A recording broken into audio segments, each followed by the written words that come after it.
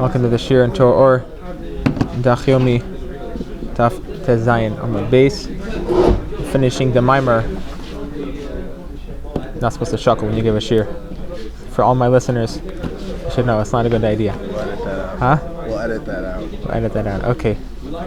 So we're finishing the mimer pasuk Avram Zakin, explaining the idea of garments that are made from the Torah and the mitzvahs in Gan Eden, and explain that even though Torah and mitzvahs themselves are really much higher than Gan Eden, but nonetheless, from the Torah and mitzvahs, it makes for the soul a garment that it should be able to receive the revelation of Hashem's life in Gan Eden. So that was what we spoke about yesterday. So in the original Torah, or we're on the sixth line from the top.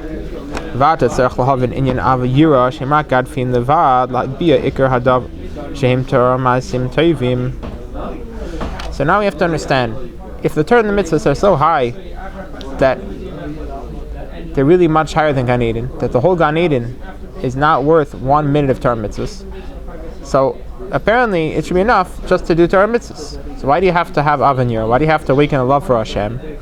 Just do Torah and mitzvahs, and automatically you'll have everything. So we have to understand. So what exactly is this love? And in Kriyas Shema, when you say that Hashem is one, you're proclaiming that Hashem is the one and only true existence, above and below, and in the four directions. It says, the whole world is full of His glory. The Targum says, it's only a radiance of His glory, not His whole glory. It's only a ziv, it's only a radiance of His glory. It's only a ray, an extension, and a light which is expressed in all the worlds. Meaning, all the worlds are only able to receive a small revelation of Hashem. But another place it says that I filled heaven and earth, meaning Hashem's essence, the essence of Hashem fills the whole world. So, what's present here? The essence of Hashem, or only a small revelation of Hashem? The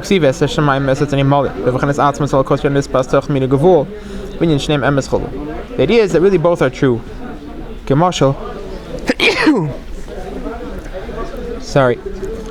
Sorry about that.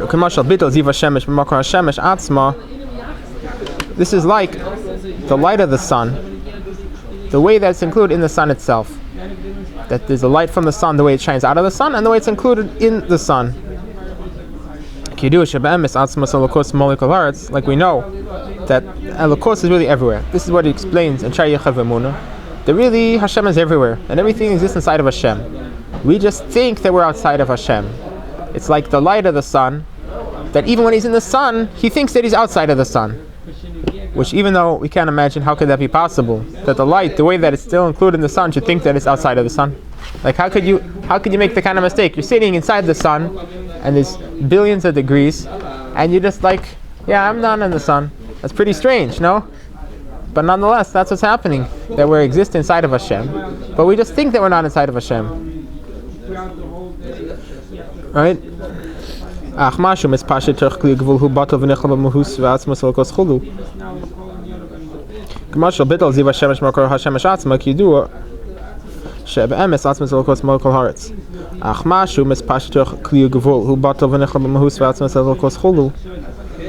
So, just like the light from the sun, when it's in the sun, it's really only a part of the sun. When you look at the sun, you're not saying that there's two things. There's the sun and there's the light of the sun. There's just one thing, there's the sun. Outside of the sun, there's the light from the sun. The meaning, the light of the sun, the way it's included in the sun, is just a part of the sun. So the way that everything is included inside of Hashem, which that's always, because we're always included inside of Hashem. So it's only Hashem, it's nothing else.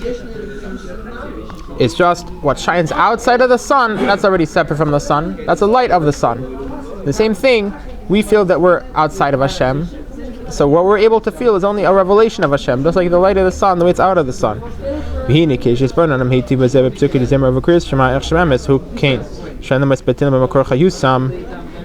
So when a person will think about this very very strongly during Pesukei Zimra Kriyas Shema, how this is true, that all the worlds are still nullified, is still included in their source of life, in Hashem.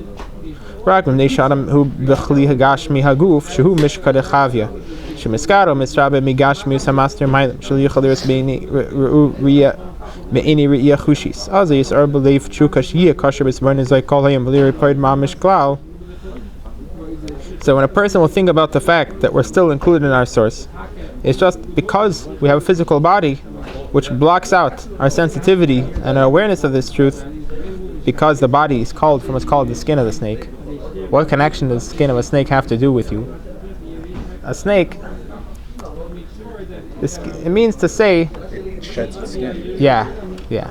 The skin of a snake is very external. It's so external that it even sheds its skin, right? So the way that we perceive reality is from a very external level, because our body is very physical and coarse. So that's why we're not able to perceive this truth that everything is still included in the source of Hashem. Not only we can't perceive that, we can't even perceive the fact that Elokos is the whole life of everything. We're just perceiving physical existence. But when a person realizes that the real truth is that not only is Hashem the life of everything, but we're still included in our source in Hashem, and we never even left Him, because Hashem is the only reality, and you realize what that really means, then all day long, you're just going to be thinking about that thing all day long. When you're eating, when you're sleeping, walking down the street. That's what you think about. This is what it means. You accept Hashem's malchus. What does it mean? It doesn't mean that you're accepting that Hashem is some king that lives somewhere else, like the king that lives somewhere. It means that you realize that Hashem presence and truth is everywhere and everything. And what do you want? What do you love? You would love that Havaya should be lekecha. You would love that this truth of Hashem should permeate your type of existence. That your life and your strength should be from realizing that there's nothing besides Hashem.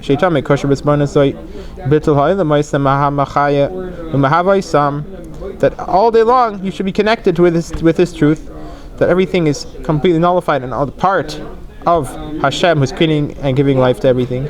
But because the body is covering over this truth that you can't perceive it, so then you'll have in mind that when you say in Kriyas Shema that you're going to learn Torah, like it says, you should speak of them, which means speak of the words of the Torah. That's how you're going to connect to this truth of Hashem. In other words, this real truth of Hashem's unity, that you understand that is true in your mind, but you can't see it directly. But through the Torah and the mitzvahs, and especially through learning Torah, your godly soul, your nefesh elokis, could experience that yichud amiti with Hashem, could experience being completely unified with Hashem Himself. Like it says in Tanya, yichud nifla shein yichud like erkoi v'kamay nimtze klal begashmi slias achadim uchadim ma'amish mekol tzadabina. Through the learning Torah, the godly soul becomes one with Hashem Himself. The hainu shenaf shoy elokis baskei b'Torah nasi yichud amiti ima Torah. Meaning that your godly soul, through your learning Torah, becomes completely unified with Hashem, through being unified with the Torah. Because the Torah and Hashem are one, because the Torah comes from Hashem's wisdom, which is Hashem's wisdom, which is one with Hashem. And it came to be expressed in physical things. When you learn Torah, you learn about things that exist in this world. All the Torah and the mitzvahs are done with physical things that exist in this world. And so through learning about the Torah, which is speaking about physical things that exist in this world, you're connecting to Hashem's wisdom, which is one with Hashem. And so through that, you're connecting and unified with Hashem Himself. Even though you might think, I'm only learning about physical things, but those laws and the teachings of the Torah is Hashem's wisdom, which is one with Hashem Himself. When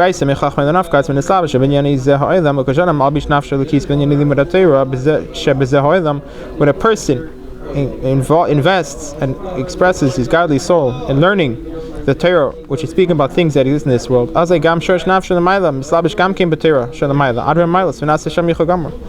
the source of his godly soul above is also unified with the Torah above, and becomes completely one. In other words, this idea that you become one with Hashem through learning Torah happens on many levels. In this world, you're not perceiving fully what's accomplished by your learning Torah. You're not perceiving how much you're becoming unified with Hashem through learning Shulchan Aruch and Gemara. You think you're learning about these laws if you trade a cow with a donkey. Okay, so it's a nice law. It's a holy law. It's Hashem's law. But you don't see how that through that you're becoming unified with Hashem Himself. But that's only the way you perceive it in this world. But in the source of your godly soul, there it's able to perceive how through connecting to Hashem's wisdom it becomes united with Hashem Himself. And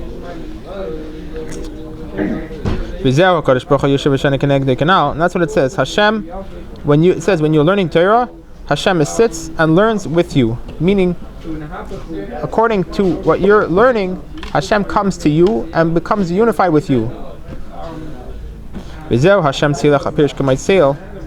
what it says. Hashem is like your shadow. Meaning, corresponding to what you're doing, that's what's happening. So just like in this physical world, you're learning Hashem's Torah, which is Hashem's wisdom. The source of your soul is also learning Hashem's Torah, except that on that level, it's able to perceive how it's completely unified with Hashem.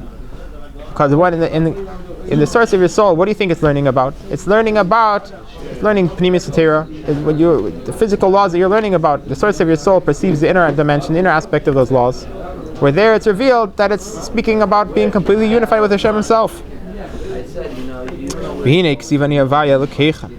So it says that I am Hashem who took you out from the land of Egypt. What does that mean? Here,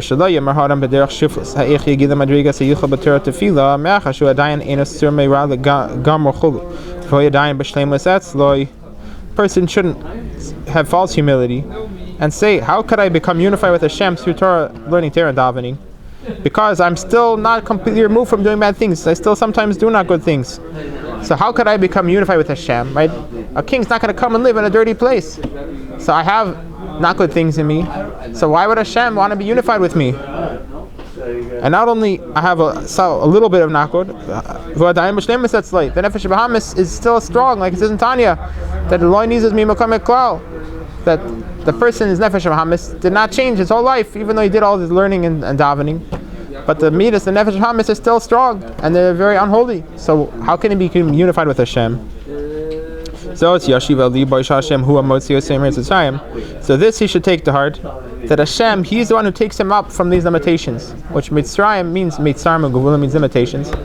That Hashem takes him out of those limitations of the animal soul, that he should be unified with Him. This is what it explains in Perek Mem Zayin in Tanya, that Hashem takes you up and out from the limitations of the animal soul, so that your godly soul should be able to be unified with Him. Pirish shuhu mavdil mafresh benafshe tov min hara hanefesh halukis min nefesh bahamis kishu adayin le'aser rabbe pal mamish, which that means that Hashem separates the good from the bad, meaning Hashem separates the godly soul from the animal soul. As long as he's not doing anything bad in pal mamish, as long as he's not actually doing bad things in thought, speech, and deed, the fact that his animal soul has bad desires and has bad midas doesn't prevent his godly soul from being united with Hashem through the Torah and the mitzvahs. Because Hashem picks you up.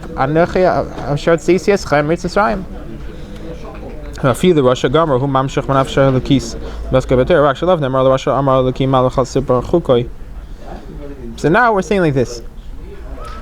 What's the difference if you daven and you have ava or you don't? The difference is, how are you going to feel that you become united with Hashem, or you're not going to perceive that and be aware of that at all? In other words, is the Torah and the mitzvah going to be something external to you, or it's going to be something that's a part of you internally also? So a Rasha, that he does bad things, when he does Torah mitzvahs, he also connects to Hashem, because he also has a godly soul.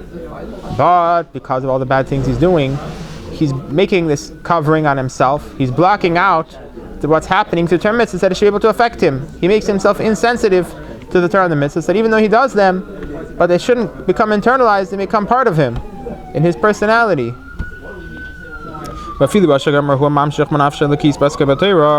Even a completely wicked person does bad things, he still draws down godly revelation in his soul through the learning Torah.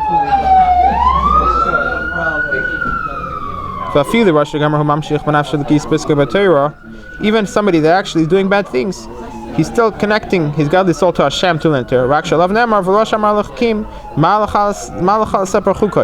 But regarding a wicked person, Hashem says, why are you speaking about my laws? Meaning, what's the point in your learning?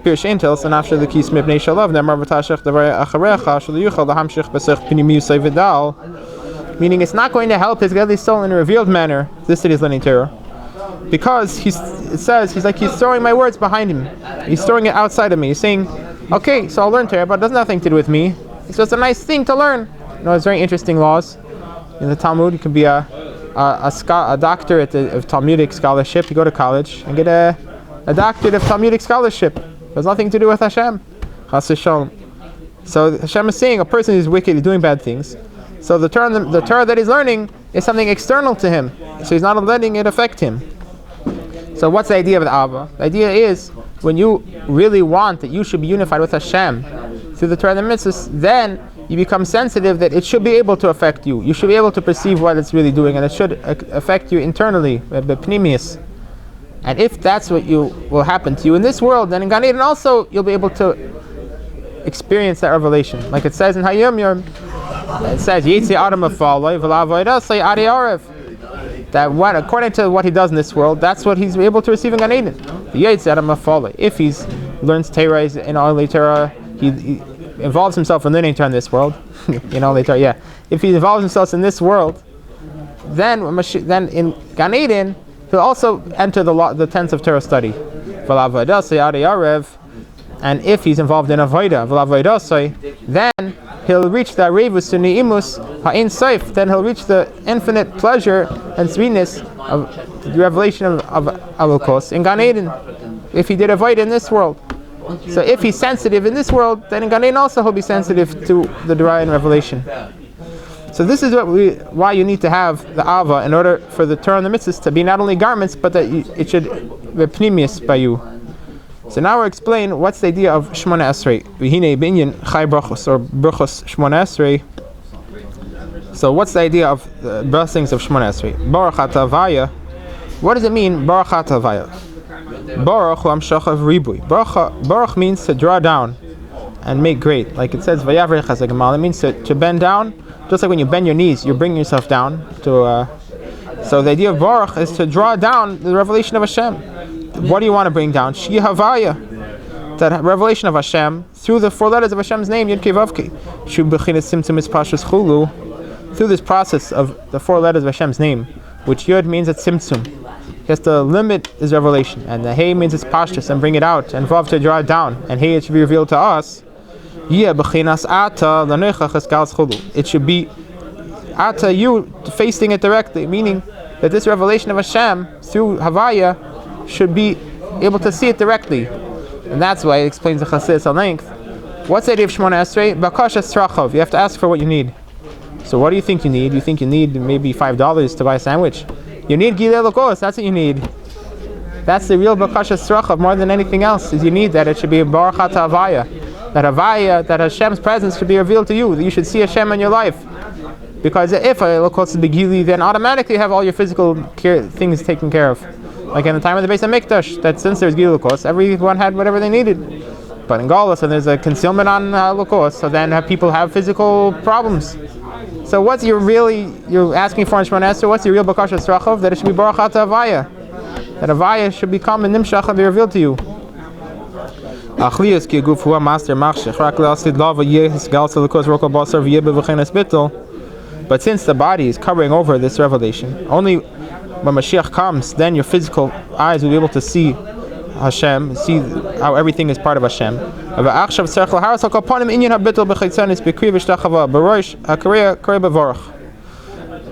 now, before that complete revelation, we have to at least show how we are nullified to Hashem by bowing down to Hashem, by bowing down with our head and with our knees. Baruch Ata Hashem. So in other words, we have to bring down this bittul to Hashem in our physical body, at least through bowing down by Shemona Esrei. In other words, the idea of Shemona Esrei is that, what do we say by Shema? That we want that Achdus Hashem should be mayor in us, that the truth of Hashem's unity should shine in us. And so the idea of Shemona Esrei is you want to bring that down into your body and into your actions. That's the idea of Shemona Esrei. So the first thing you have to at least show it through bowing down. That shows that even your physical body is nullified and included in Hashem's unity. The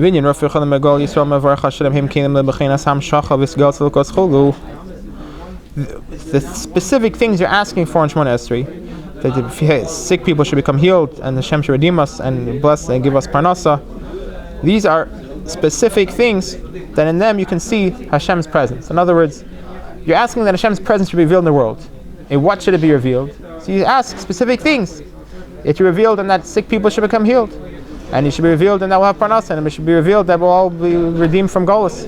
Those are different ways of Hashem revealing Himself to us in our physical life, which that's the idea of Shemona Esrei. That Hashem's presence should be revealed in the physical world. It says when you bow down, you have to bend down so much that the vertebrae of your spine should stick out a little bit. And how much? At least the amount of an isser, which is a small coin, where your heart is, meaning around here. If you can see on the video or not, whatever. That's how much he's supposed to bow down. So what does that mean? This real revelation of Hashem that's happening by davening is in your mind, that you realize that you're in Hashem's presence, and you realize that's the truth of Hashem. But you want it to come also to your heart. So that's the idea of bowing down. You want to bring down from your head to your heart. That's why when you bow down like this, your head goes towards your heart. So you want this realization that you have of Hashem's truth should come into your heart. At least a little bit, at least the size of this small coin called the Isser.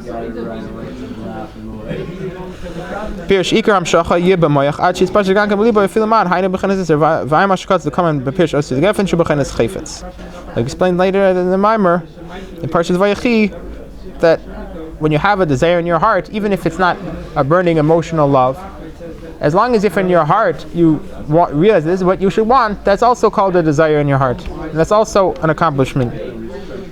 So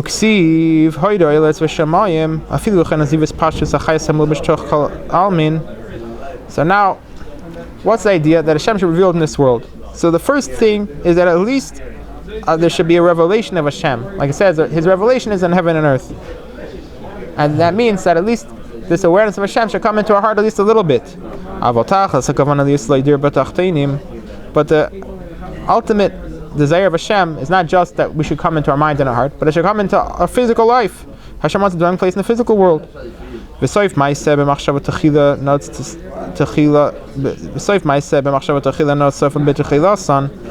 that's the idea that the first thought is expressed in the last deed, meaning what you want from the beginning is that final product. And so what does Hashem really want? That Hashem, this truth of Hashem, should be revealed in our physical life through the Torah and the mitzvahs. And that's what it says, that in Hashem's mind, Hashem wanted the earth before He wanted the heaven, meaning Hashem's priority is the earth over heaven. That's what Hashem really wanted. He first, in actuality, made the heaven before the earth. But the whole point of making the heaven is not to make the earth. So even though you have to have this desire to connect to Hashem through davening and through the Torah and the mitzvahs, but the main thing is that it should come into the action of Torah and mitzvahs in this world, and through what we're doing now, it should come to the revelation of Hashem when Mashiach comes from here v'meinu mamish.